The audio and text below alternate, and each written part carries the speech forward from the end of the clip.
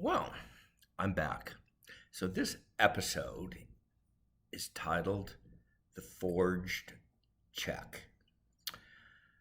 Some of you that may have gotten this far don't realize that weeks ago, maybe 2 months, maybe longer, 3 months ago, I forged my signature on one of my father's checks for $3,157. You were probably gasping at the moment. Oh my God, you had repeatedly that I'm an honest person. I really don't cheat. I don't steal. And I try not, to the best of my ability, to lie. It's not to say I don't lie sometimes, but at least when I lie, I know I'm lying. I don't lie and then think it's the truth. So,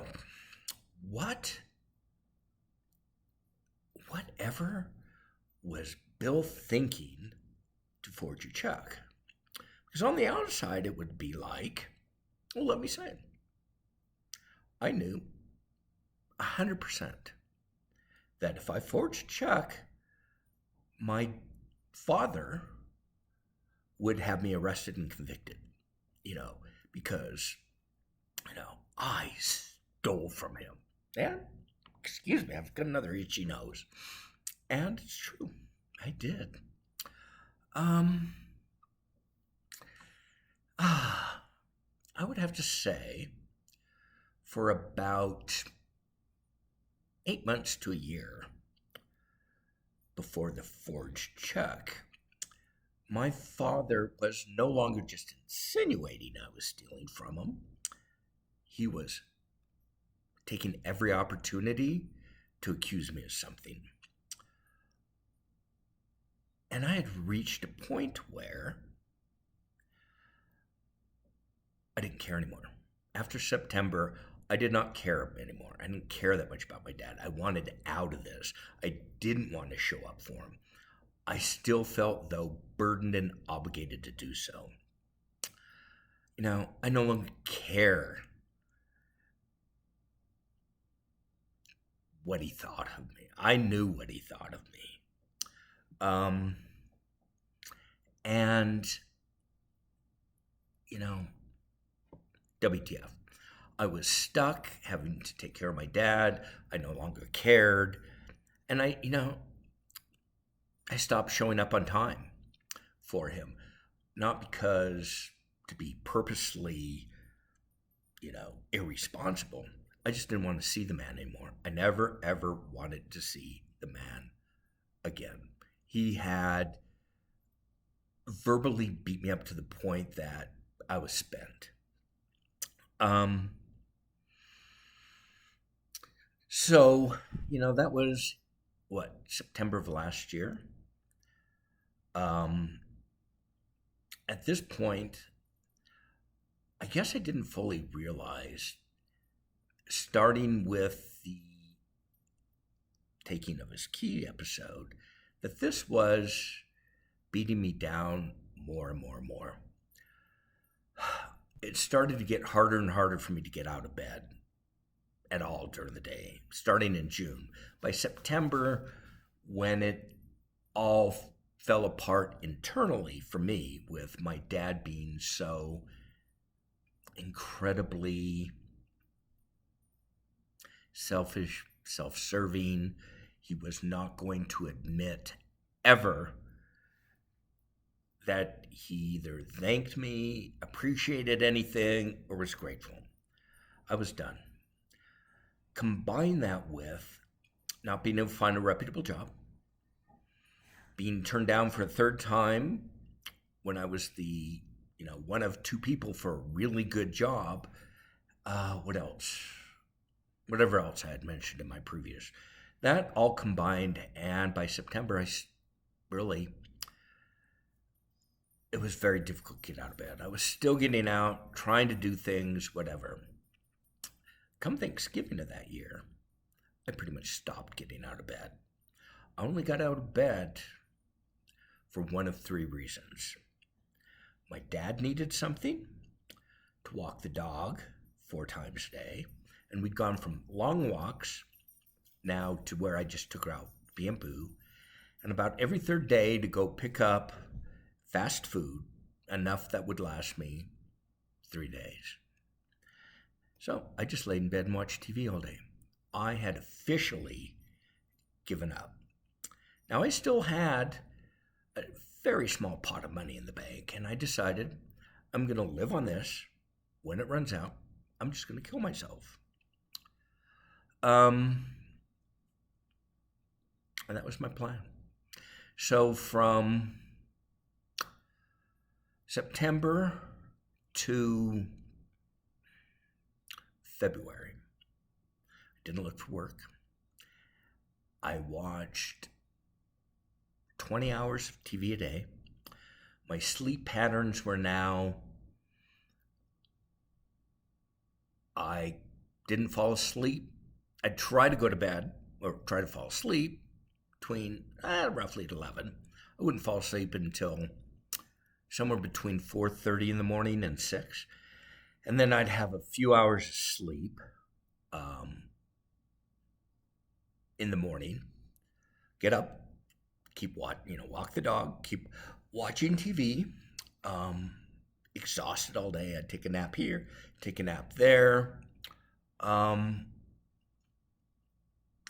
Come 10 o'clock at night, I was wide awake, just ready to jump out of bed and do whatever. I just didn't. Then I'd be awake all night, and I'd obsess all night, obsess about the things I've been telling you. I just didn't care anymore.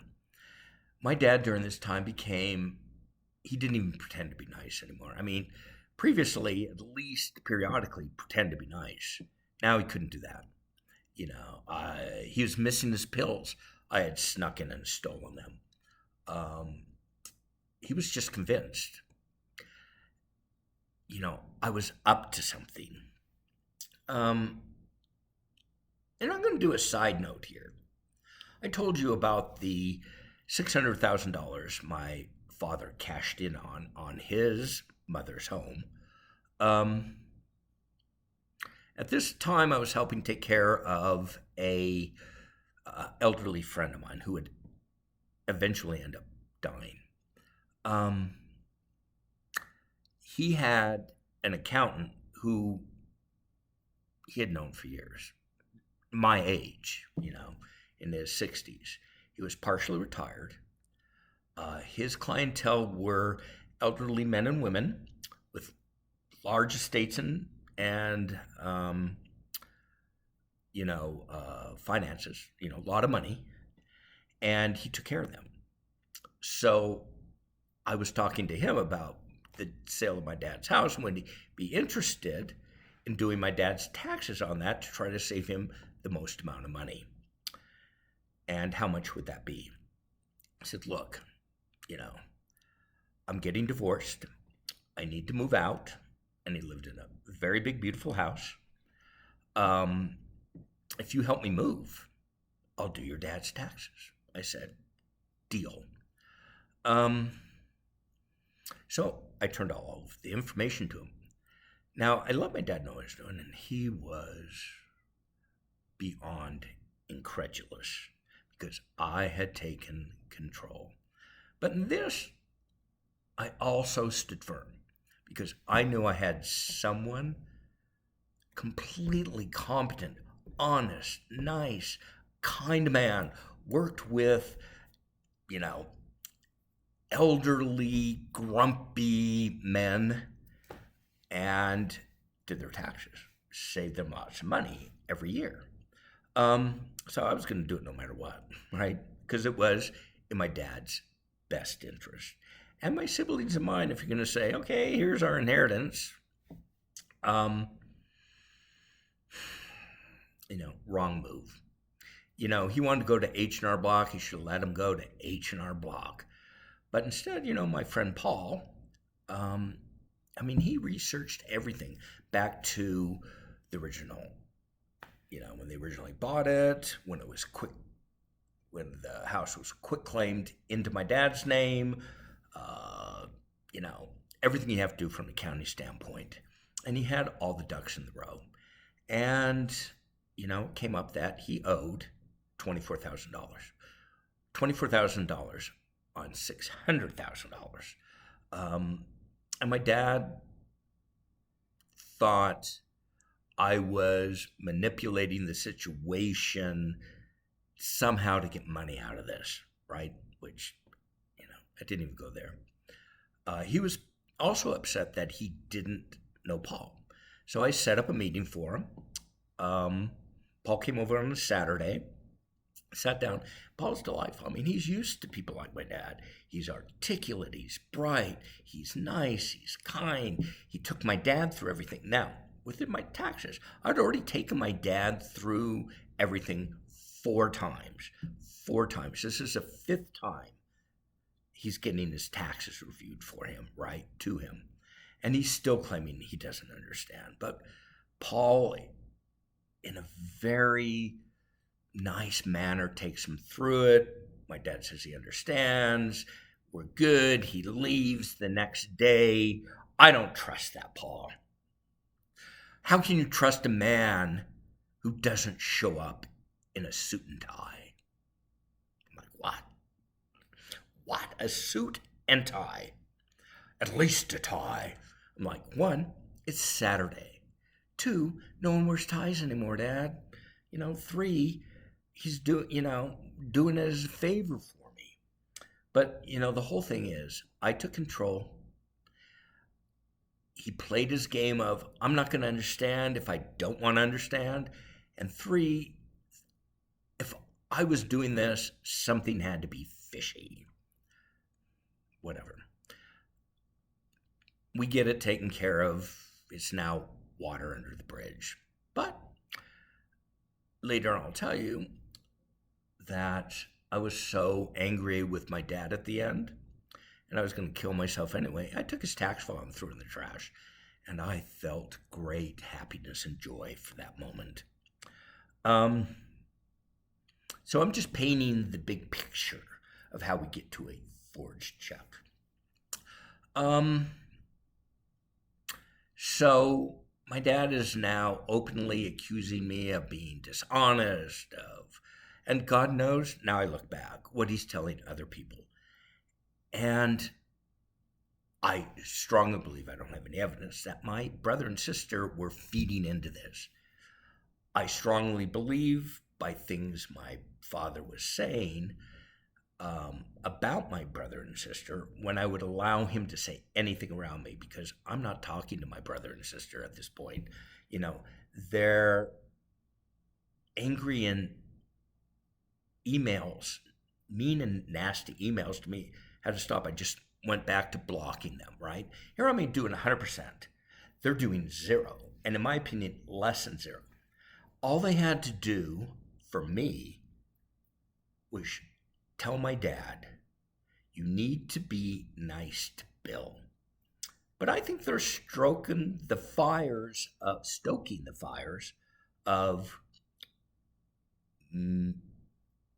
me being a thief or not honest or something. And I see the writing on the wall. They want me out of the trust, which means they will have shown up and done 0. I will have done 100%, and they'll get 100% of the money. When I say that my brother and sister are selfish, self-serving, greedy assholes, I firmly stand behind that. Because never once in the 5 years, 9.5 months, did they ever call me and say, how are you doing? Do you need help? What can we do? Never once. My sister would have these little nasty critical texts. I'm like, WTF, you're not doing anything.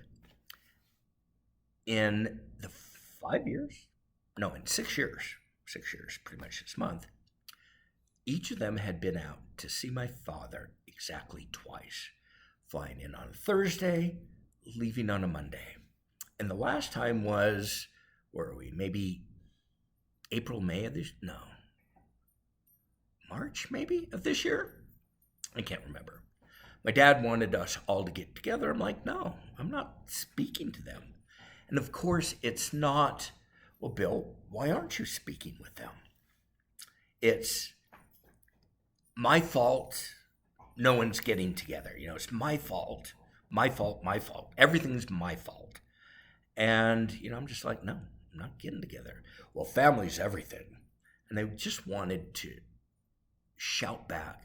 Family's everything as long as you don't have to show up and do anything, Dad. As long as we're all in our box and all you have to do in your life is talk to us for 20 minutes on Sunday morning, then you feel you're like a good father and, we've got a good family. Anything disrupts that, and it's my fault. So, I've realized, what is of course, I don't know what to say at this point. Anyway, so they've only been out and this last trip, did they help my dad with anything? No. My sister just take him around to expensive restaurants. Did they take him to doctor's appointments or anything? No. Take him grocery shopping? I don't think so. They did nothing. So, I have everything blocked from them. And I've already decided, so I didn't get to this point. In February, my money ran out. As of March 1st, I had no money. Zero. So I have now said, okay, it's time to kill myself. Only about a week before I had kind of a date picked out to do that, I really decided I don't want to die. I do not want to die. I'll do it, but I really don't want to. Now, my previous 2 experiences with attempting suicide is I was completely okay with it. I'm going to do it. There was no question. This time I'm like, I kind of want to live. So the only, I am now out of money. All of my own doing. It was my plan from the beginning. But now it's like, I need to get out of this. I need the financial help of my father. I know I didn't stand much of a goddamn chance, but here's my thinking. If he gives me a small amount of money that will let me get back on my feet and look for a job, I will take an insulting, humiliating job if that's what needs to be. But I was now in bed. I'm mentally not capable of looking for a job tomorrow. I knew I'd need 4 to 8 weeks of balancing my diet, getting my life back into exercise, and getting the dog out, getting my head cleared. And then approximately 8 to 12 weeks then to find whatever kind of job. Now, the problem being is,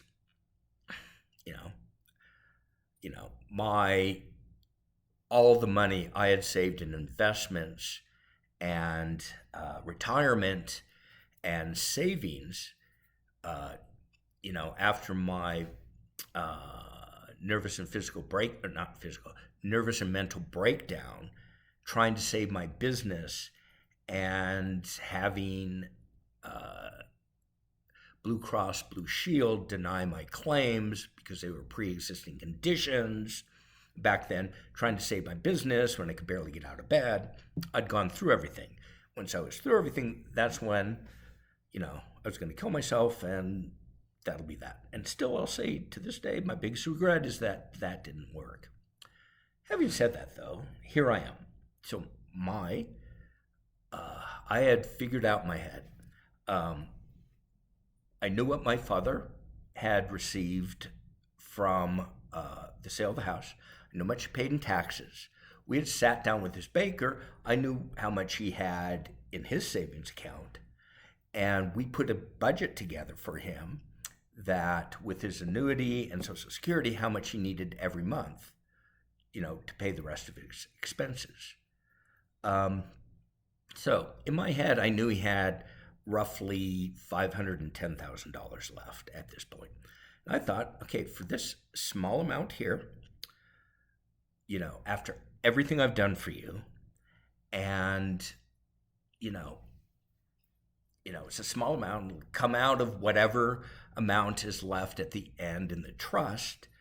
Um, it's kind of a slam dunk. Why wouldn't you want to do that? I tried to explain that to my father.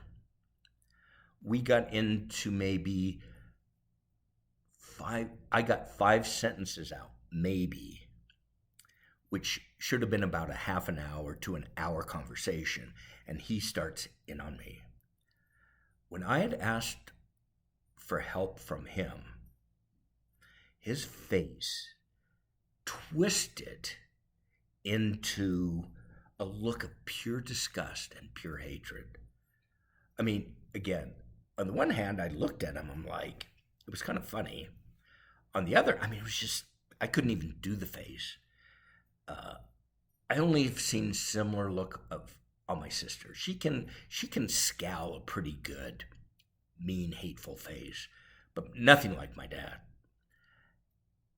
And I was like, oh, so you want me to show up and do 100% of everything you need and want? You want me to, be on time, accurate, at your beck and call, and, doing it with a good attitude and a jovial personality. And he's like, yes. I'm like, but you don't want to help me. Just go get a job. I walk out. That was day one. It was like, I'll never talk to the guy. I'm just killing myself. And I, after not sleeping for a night, I really need to push this issue. I really don't want to die. I had already the plan in place. I knew the location. I know how I'm going to do it. But I really don't want to die. So, I go back or have a phone conversation 9 times. Because each time it's like, what are you willing to do for your life? Am I willing to beg my dad? Well, if I can't entirely do it for myself, I can do it for my dog.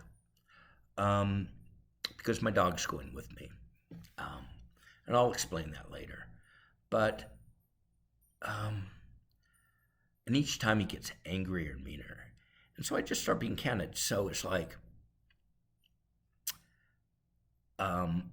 so it's okay with you that I commit suicide when the whole time you could throw me a lifeline for a very small amount of money after everything I have done for you to save my life.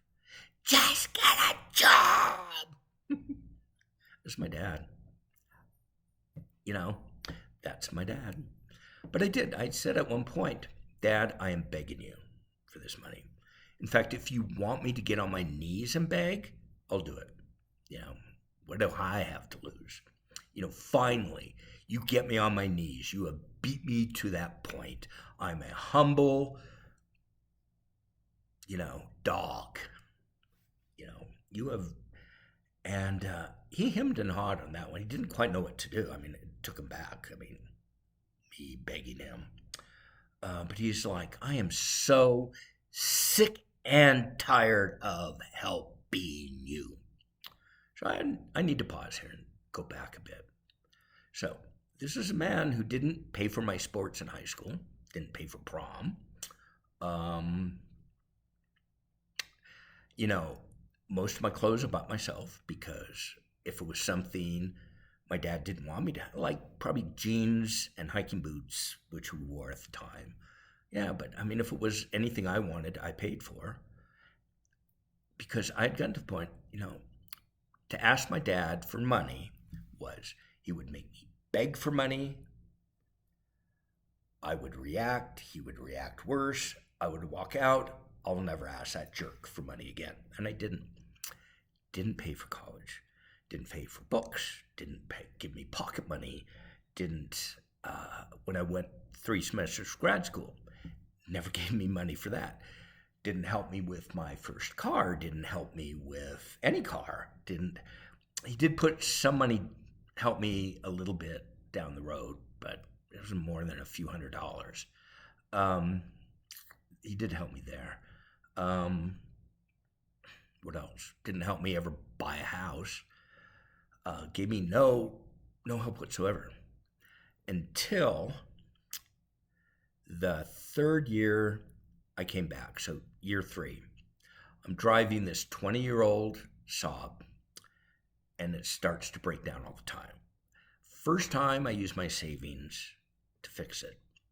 The second time, I have to ask him for help, and he has a fit. I'll give you the money, but I really don't have it. Um, you know, and he does give me the money. And in exchange, I have to sit there for a half an hour and have him berate me without saying a word or walking away. I watch my watch, and a half an hour, I make my excuses to leave. And I'm like, okay, I can pay you back $100 a week. I don't want your money. Just don't let this happen again. Well, happened 2 more times. 3 car repairs. Grand total of $2,177 for the 3 repairs total. What he didn't realize, well, I told him, but he never listens or hears anything I say, is that in total, I had to put on new tires, new brakes, and there were, 3 other much more expensive car repairs. Now, how did I pay for that? I'm working as a waiter. I barely make enough to pay my expenses every month. Twice a week, I never missed a week, I went down to sell my blood plasma. Depending on what kind of special they were having that week, I would make anywhere from $35 to $50 when I sold that. I had to be there by 10 to 7 because it opened at 6, but there was a long line. You could wait an hour to get in. If it was much after that, you could wait up to 2 hours. But there was this window at 10 to 7 where you could almost walk right in. So, that's what I did for years, just to make enough money to pay these extra expenses. So anyway, there's these 3 car repairs. That, and I did talk my dad out of $300 to pay for my medication a couple months ago because I was going to use that medication to kill myself or help kill myself with, and I really needed it. So, we'd go from trying to help from, 5 to 6 months of what it would take for me to get back on my feet to $300. And he was pissed at having to give me that. Again, after everything I'd done for this man. I mean, that's what keeps going in my head. Everything I'd done for my brother, sister, and father. And here's how they treat me.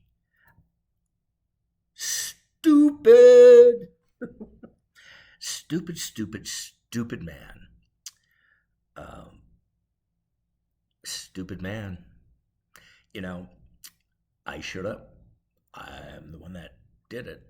If I'd have moved to Palm Springs, talked to my dad once every couple weeks, things would be fine. I probably wouldn't be looking at killing myself. I probably would have had a stronger relationship with my father. But here I am, no good deed goes unpunished. That is kind of the story of my life. So where does that bring us? So I have now begged my dad for money. He has said no. Our last argument was I realized he wants me to show up to him 110%, and he wants to give me 0 on any level. And he figures that's a parent's prerogative.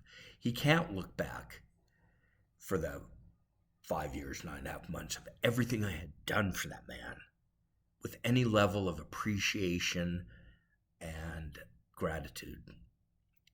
So that was it. I am done. So,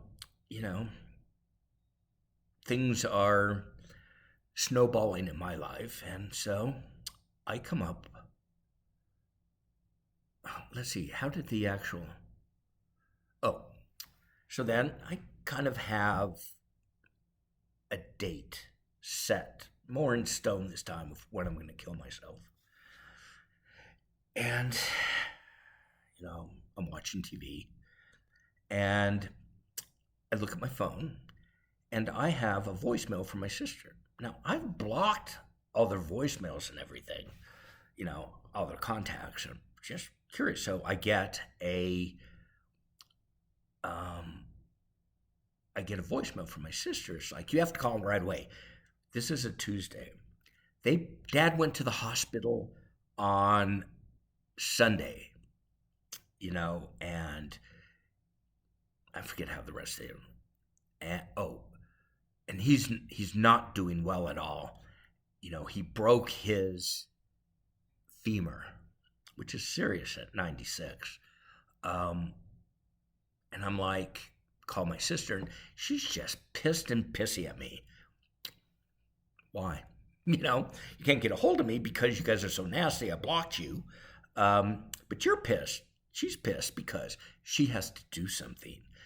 I'm not there to do 100% of anything anymore. She probably actually had to do things, and that pissed my sister off. But she's rude and whatever. For all the reasons, I really can't stand my sister.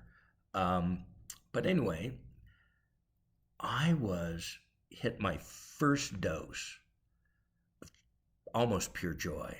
I thought, my dad's going to die. I get to live.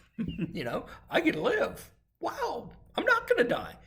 This is a miracle. So I get up, take a shower.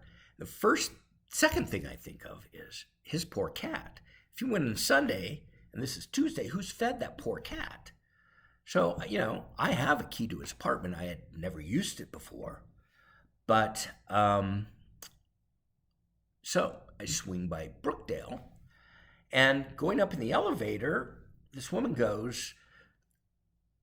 is in there with me. I'd never really talked to any length with any of the other residents there. I had with the staff, but never the residents. I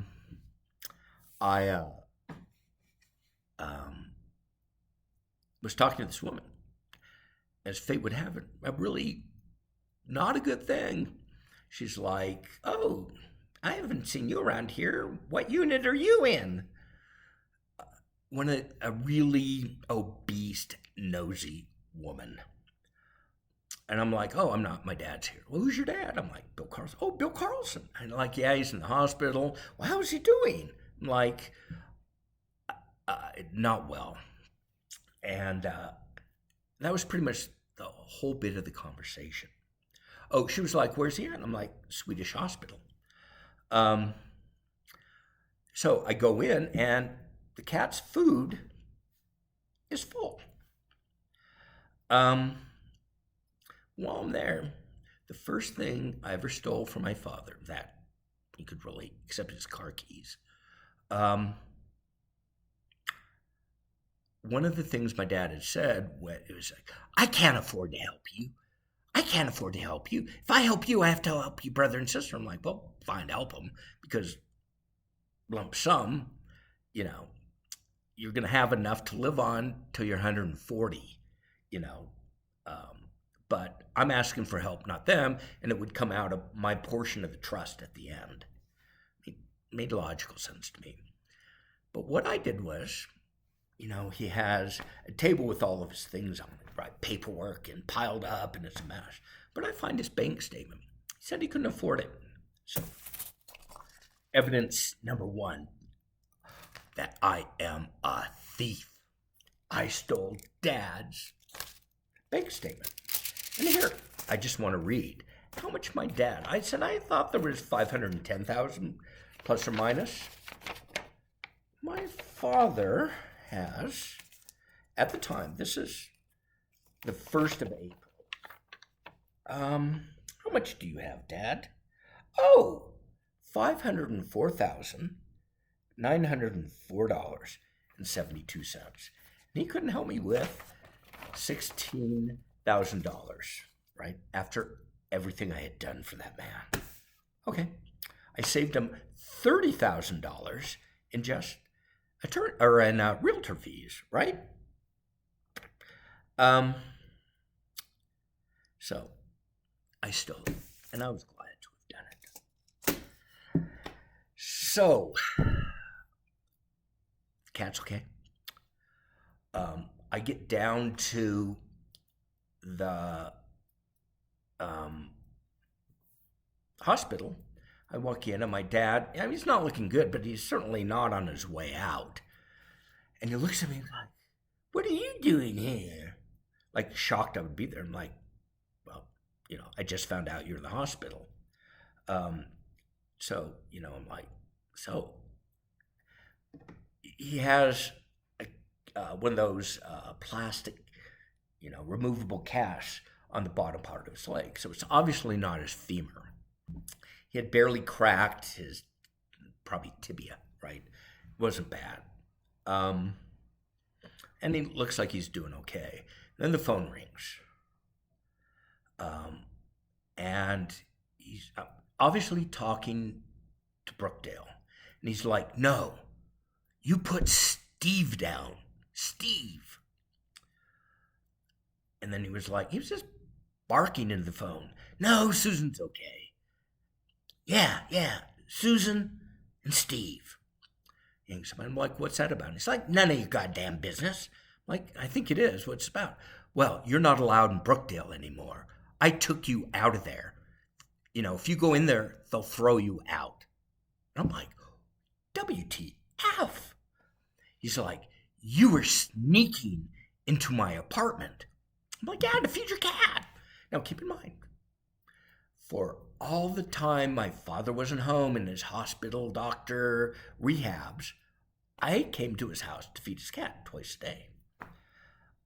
It was a nice gesture. That one of the first things I thought about was his cat.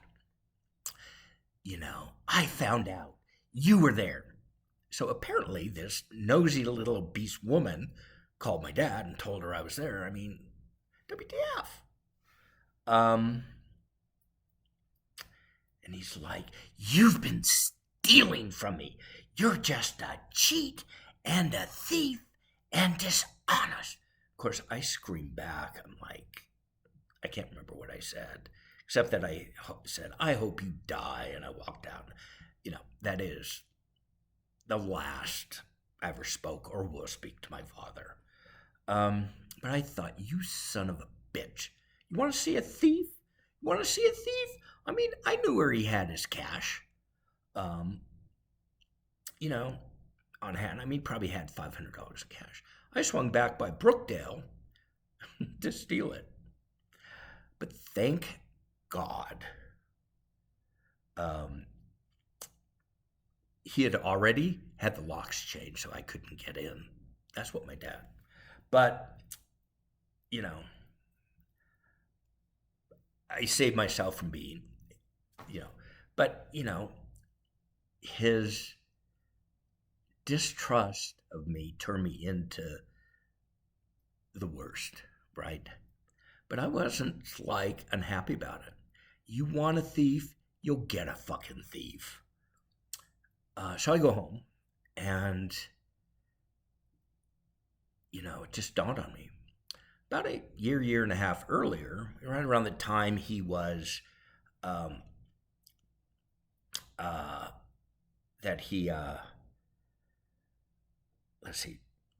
right around the time he had moved into Brookdale and got all his bank accounts set up and whatever. I mean, we're setting all this up, and I said, "Dad, you should really put me down as a joint signer. If you're, something happens, someone's going to have to." "I'm not putting you. You can't be trusted." He said that right in front of the banker. Of course, I get mad. What do? I walk out. That's just my dad. My dad thinks I'm a thief, thinks I'm, has zero good. Yet I'm the one showing up 100% of the time for him.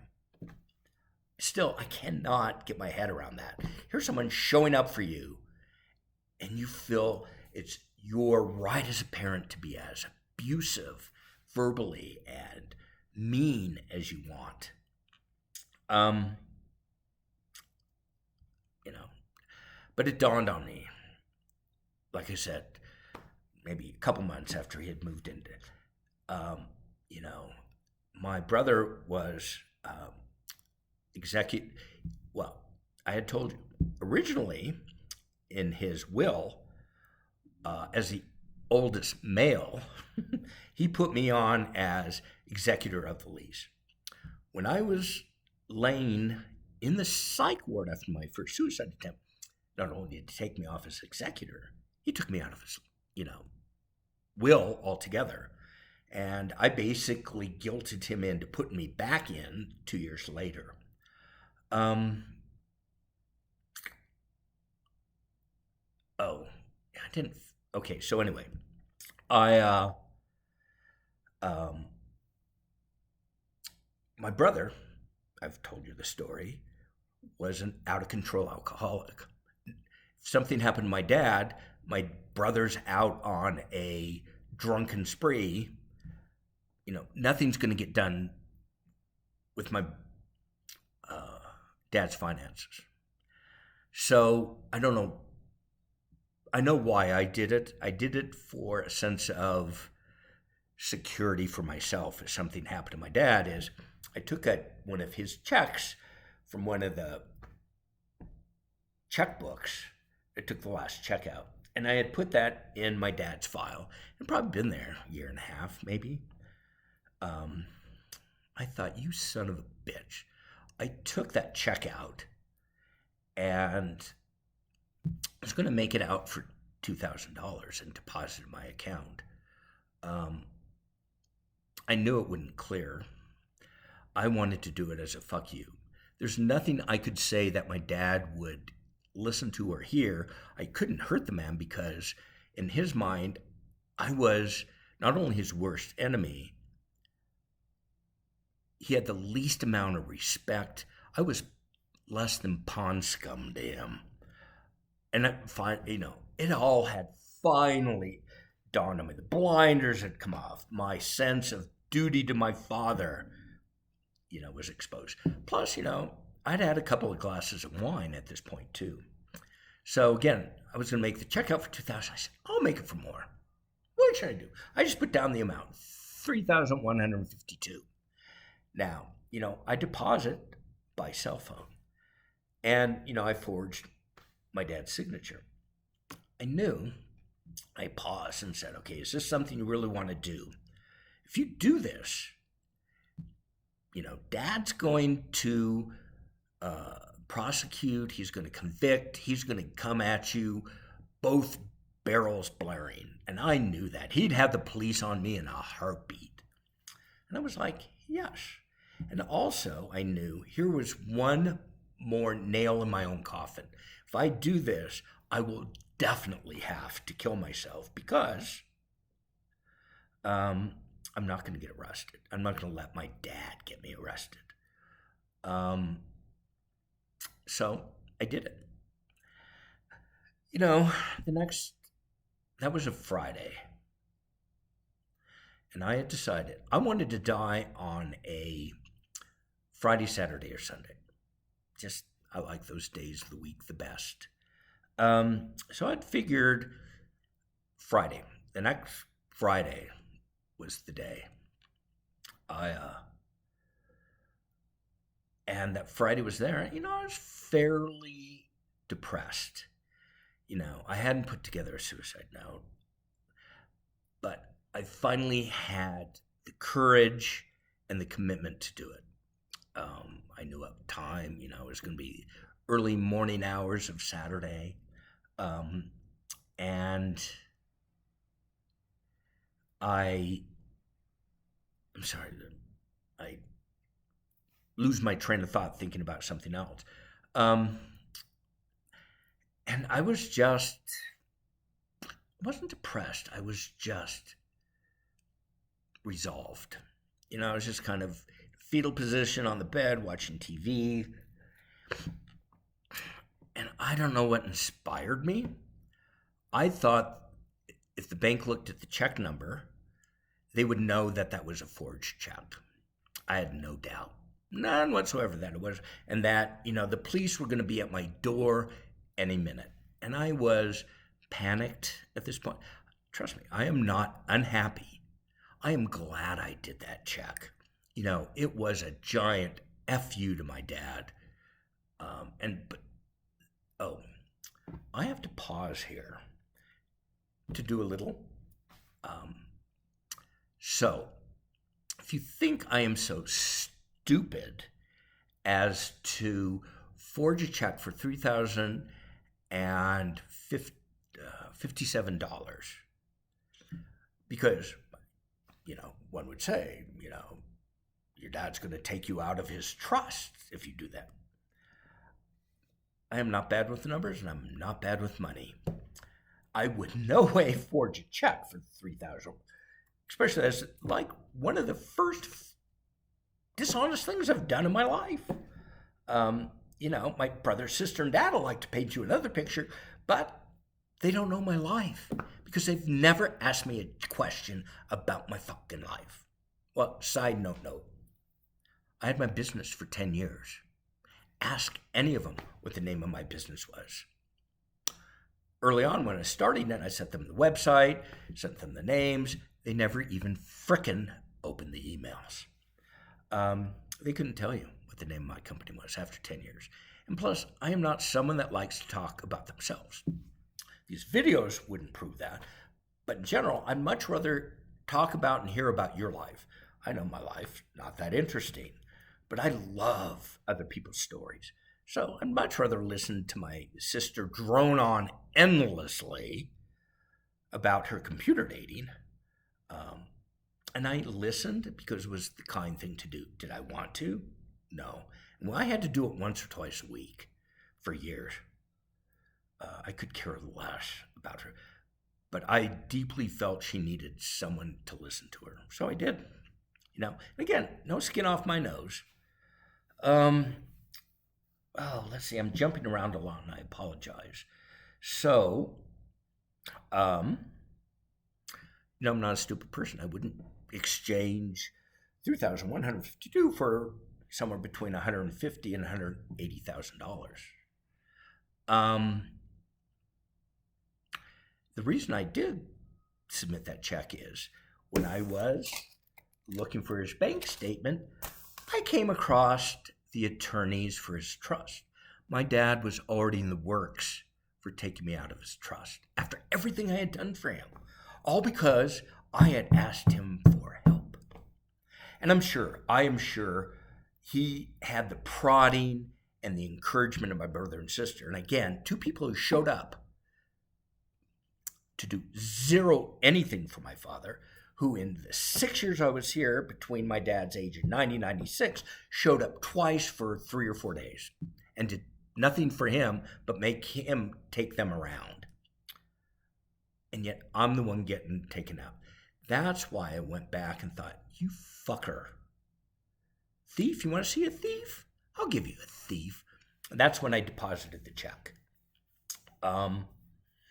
So anyway, I'm on the morning of the day I'm going to commit suicide. And, I'm there. I'm psyching myself up. I'm okay with it. I don't have a suicide note, but I'm just too tired and exhausted putting together. People have to figure it out. I'm pretty distressed because that leaves my family to write my narrative of my life, which is going to be far from the truth. It's going to be full of nastiness and meanness and lies. And for whatever reason, I checked my bank account, and the check had cleared. Oh, I hadn't said up to this point, I'd run out of money, zero. I was eating everything out of my, one cupboard. I have all my canned goods and rice in, and I was at that point only eating rice for about 5 days. Little money I had, I bought dog food. So, I had no money, and all of a sudden I had $3,152 in my bank account. And really, for maybe the first time in my life, I felt pure joy. I didn't have to die that day. Excuse me.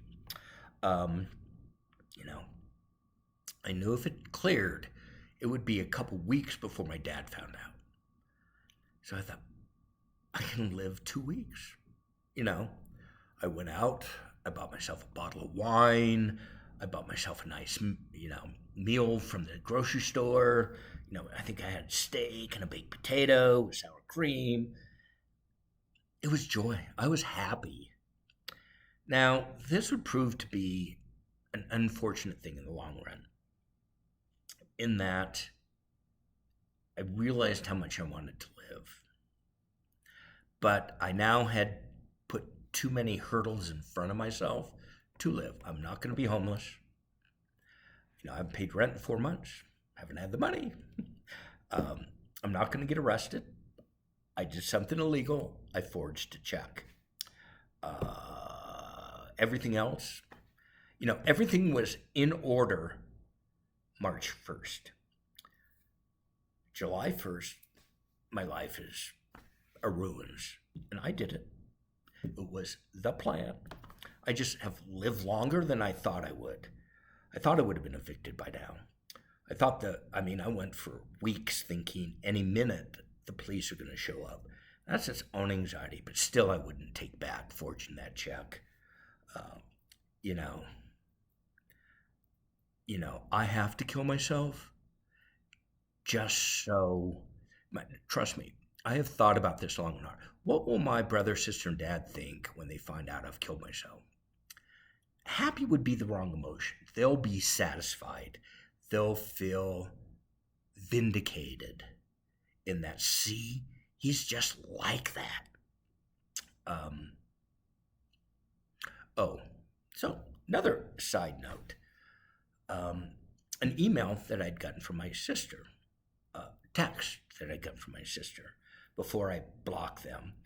So when I had been going through this conversation with my dad about my committing suicide if I didn't get his help, because I was being honest, if I don't get your help, this is my only other resort. And of course, he wasn't going to have it. Of course, I didn't let that just lie. I had to say, so you're all right. If I kill myself, the fact that you didn't help me when you could, you're okay with that. And so if you do $16,000 into $504,000, I think it's 3%. So 3% of his savings to save my life. And that was his response. Get a job! Which, I was going to get a job. I just needed help to get there. I get a text from my sister. It was like, how dare you trying to extort money from dad? I didn't read the whole. I don't read much past the first sentence of it because my sister has a need to be mean and nasty, and she needs an enemy in her life to beat up. And for the past 10 years, she's made me that for her, my brother, and my father, and they've relished in it. Here I am trying to show up and do the best for them, and they turn around and just kick me in the face, not just once, but repeatedly. And here I am. I took it. I don't know. I thought maybe karma, right? So anyway, where does that leave us now? It leaves us at the point where the check is cleared. But I knew my dad was going to have me arrested, prosecuted, and convicted. He would. And I realized maybe a day or two later, I had given my dad the greatest gift I've ever given them. I gave my brother and my sister the greatest gift I could have ever given them. I wasn't thinking about it at the time, but by forging that check and getting caught, I knew I'd get caught. It wasn't so stupid to think I wouldn't. They can now point to me and say, see, he's a thief. He tried to steal. See what type of person he is. Now, if we had to put the shoe on the other foot, and they had forged a check, one, I'd have called them really concerned because it would have been completely out of character for them to do something like that. as it was completely out of character for me to do that. And again, I keep going back to this. I did 100% of everything my dad needed and wanted. They had done 0 or less than 0. And yet they're pointing the finger at me. I can't get my head around that one. I don't get human beings like that. I don't get what that kind of heart feels like. But I can tell you, I had a great amount of pleasure and joy in forging that check. But again, I have got to kill myself before I'm arrested. So I'm playing it minute by minute, hour by hour, day by day. I mean, trust me, I do not want to die, but I have painted myself into this corner. And it's really too late, even if my brother wanted to help. I'm too old to pick up the pieces that I broke in the last 4 months. But at the time, they all had the chance to throw me a lifeline after everything I had done for those people. And it was no skin off their nose. $16,000. I would try to guarantee to have a job, no matter how humiliating, by the end of that. And keep in mind, I only needed to make it 3 more years. I can't retire on Social Security until I'm 67 with that money. They would rather see me dead of suicide than help. I've said in my previous videos, helping my brother through his alcoholism, listening to my sister endlessly, showing up 100% for my father so my brother and sister can do nothing. And I get repaid by being repeatedly kicked in the face, discredited, spoken meanly about and to.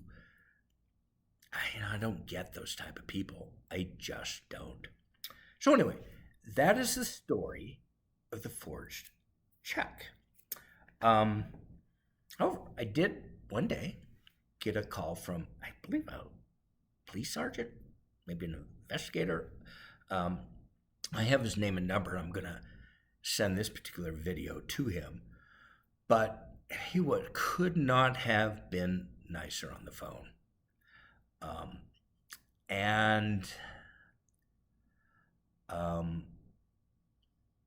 I tried to explain the situation, but I said it would take me hours to go back, and it would not be interesting to you.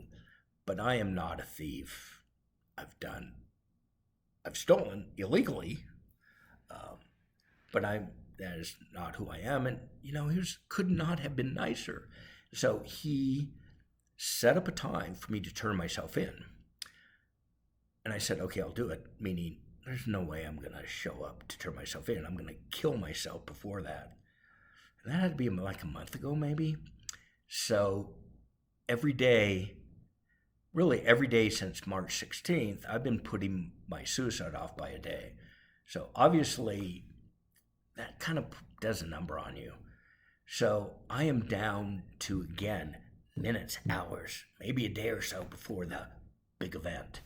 And again, I'm okay with dying. But the way I have to do it, I get time to think before I drift off. And I'm afraid I'll chicken out. And again, I've been okay with death for many years, but I'm scared. I'm scared. I don't want to do it, but I'm okay doing it. And I set up those hurdles, that are going to keep me from not committing suicide. And I've explained those in my video, and I'm okay with it.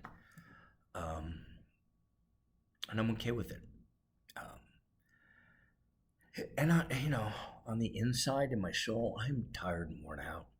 I have tried as hard as I possibly could in this life.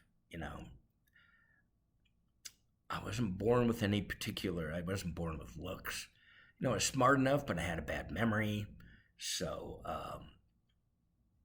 marginally athletic.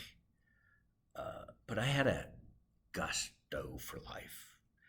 My idea was life is a banquet table, gouge yourself on it. And I did. I want to reiterate, I have had, on the one hand, a really wonderful life. It was hard. It was tough. I was plagued by mental illness. I had great years. I had bad years. But all told, it was a good life. My family's made it miserable for me, but my friends made it remarkable. I had some of the nicest, most brilliant friends in the world. Looking back now, I didn't necessarily think so at the time. I had really good work situation, really good bosses, really good coworkers. When I finally got to a really horrible work situation, I was late in my 50s. I realized what a wonderful work relations. I had three corporate jobs and my business in a lifetime. From 22 to 58. So there we go. That's my story. I'm keeping to it. If I come up with more, I will make another video. So that's it. So it's goodbye, my dear and lovely friends. My life has been made so much better by you being in it. And good riddance to a shitty family. My life was made much worse by you all being in it. So when I die, I don't believe in God, don't believe in hell, don't believe in heaven. I'm an atheist. But on the rare chance there might be a God, he'll be able to look into my heart and say, I was a good person. But the only thing I would ask is, I want to come back. I want to curse my family.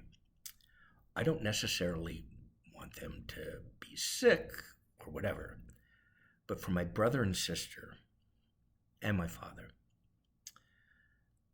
first I wish my father a healthy, longer life. I want him to live well over 100 and healthy mentally and physically as much as possible. Can at that age. That way my sister is going to have to deal with him, and him, my sister. That will be payback enough. My sister will find out my brother won't show up. He didn't show up for my mom. He didn't show up. That just reminds me. The other part of my curse is that for every dollar my brother, sister, and father spend, I want them to lose 10. Anyway, I appreciate you listening to all this. I do have one footnote at the bottom. So, how do I know that? See, if the shoe was on the other foot, if I had the money and my dad was broke, I'd have paid for his, what he'd have to go through, at a nursing home or a retirement community. Maybe not as nice as Brookdale, but as good a one as I could afford. Am I just saying that? Well, no, because my mother declined very quickly, mentally and physically. Towards the end, we thought we could try to take care of her at her apartment. My brother's sister and I divided up nights to stay with her, and it was a flippin' nightmare. I won't go into all of it, but it was a nightmare for the three of us. I was coming down from Palm Springs. My brother lived 15 minutes away, my sister maybe a half an hour away. But when I came down, I took 3 nights, and they both took 2, even though they're closer. I don't know, because I'm stupid. I was trying to run my business. I was trying to run my business out of my mom's apartment, but she was at the base of Palomino Mountain, I think that's it. So you couldn't get reception. So I was stuck. It was a nightmare. But luckily, I think that only lasted 1 to 2 months. So then what happened is, I think she had a fall. They took her to the hospital and then to rehab. And then we were going to move her then into a nursing home. She had pretty much lost the ability to walk. And she was getting sundowner's dementia. And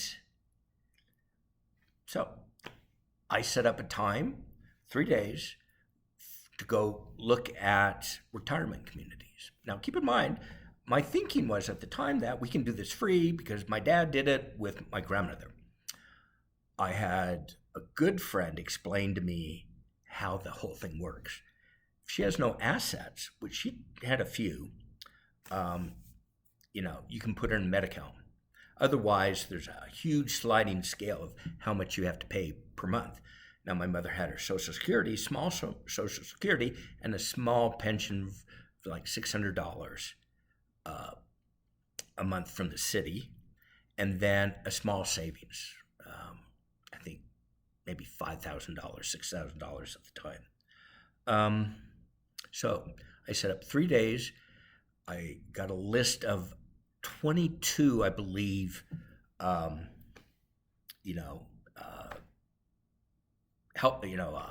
nursing home facilities. They went from like 3 or 4 from Medi-Cal, all the way up to $10,000 a month. So, I asked my brother and sister to come along to look at this over 3 days. I can't do that. I can't get away from work. Now, if it had to do with soccer, my brother can get off of work like that. If it was something my sister wanted to do, she would do it like this. But I'm the responsible one in the family. Obviously, I'm home here Colorado, trying to take care of my father. But so I just do it. I'm not going to fight. I'm not going to yell. I just do it. I only had to go to 2 Medi-Cal facilities. I walked in there and almost threw up. The smell of piss, the horrible look and treatment of the people in there. I was like, wow. That's why I can only imagine where my dad put my grandmother. And then I went to, I think, at least 11 others on price range. I do remember going to one for like $9,500 a month. And they were like, you can have lobster, you can have steak, we have menus. And what I discovered was, and the research found this out, it was usually rich Asian people who bought these houses in America, huge houses, and then put them, down as, rented rooms out for the elderly. But none of these had like a medical staff, and my mom needed a medical staff. And then one became clearly the best choice. Great medical staff, great people.